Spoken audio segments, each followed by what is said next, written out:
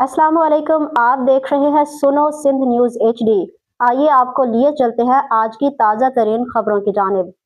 Nowshera Firoz M Zafar तिगर जमीन पर गैर कानूनी कब्जे के खिलाफ रहायशी का एहतजाजी मुजाहरा। मुतासरा शहरी जाहिद हुसैन वल्द Mohammad Hussain national press club Tharo Shah पहुंचकर सहाफ़ियों के सामने फरियाद की। उन्होंने कहा कि इनकी ज़मीन जो सर्वे नंबर 445, 446, 426 और 192 में शामिल है पर बार सरफराज सलाहुद्दीन अकबर सयाल, रोशन महीसर, आसिफ अवान, शौकत कुरैशी, इम्तियाज़ चन्ना, रोशन शाह और राना वक़ार की जानिब से मुबैना तौर पर गैर कानूनी कब्जा किया गया है। उन्होंने इल्ज़ाम लगाया कि मज़कूरा अफराद जाली रजिस्ट्री के जरिए ज़मीन पर कब्जे को कानूनी शक्ल देने की कोशिश कर रहे हैं।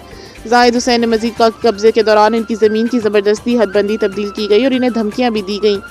इनका कहना था कि इस मामले पर मुख्तियार का DC ऑफिस और पुलिस स्टेशन में तहरीरी दरख्वास्तें जमा कराई जा चुकी हैं, लेकिन इंतज़ामिया की जानिब से ताहाल कोई अमली इक़दाम नहीं उठाया गया। उन्होंने इल्ज़ाम आयद किया कि बाज़ सरफराद के असर रसूख के बायस इंतज़ामिया खामोश तमाशाई बनी हुई है, जिसकी वजह से मुतासरा फरीक को इंसाफ नहीं मिल रहा। उन्होंने खबरदार किया कि अगर फौरी नोटिस लेकर कब्जा खत्म न कराया गया तो एहतजाज का दायरा मजीद वसी किया जाएगा। इस मौके पर दीगर रहायशियों ने भी एहतजाज में शिरकत की और कहा कि इलाके में कब्जा माफिया सरगर्म है।